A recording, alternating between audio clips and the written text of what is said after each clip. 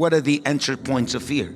I want you to see the entry points of fear. How fear came to me, how it comes to you. Number one, losing of control of man's will. You never lose your control out of nothing. You lose your will. You lose control of your will when you have a trauma. When you have something impactful, because when something shocks you, it's like you lose control of yourself. When a trauma is done to you, a sexual abuse or something, you lost control. And at that moment, you don't have that strength to stand against that spirit. That's why he said, God has not given me spirit of fear, but power, love, and a sound mind. Another translation says self-control.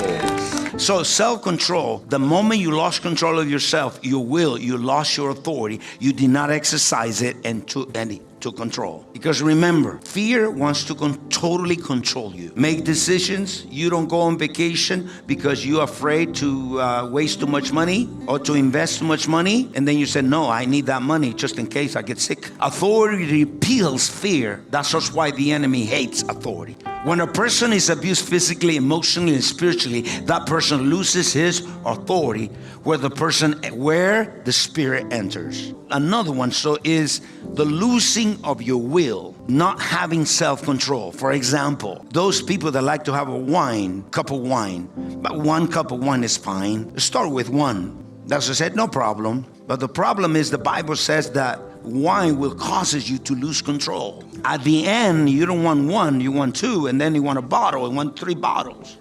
And then totally the wine will control you. So you always need to develop self-control. Self-control of your mind, your mouth. There's some things you cannot speak. There's some things that maybe you feel horrible. I feel horrible. I'm afraid I'm gonna get the flu. Oh, the fear is waiting to enter. The second thing, the entry point is the mind. Say with me, the mind. All fear is the projection of your imagination. In other words, the thought comes and you start thinking, entertaining thought. My God, I feel some pain. And you go to the doctor and the doctor said, hey, I can see a little dark shadow in your back. And the devil says, that's cancer.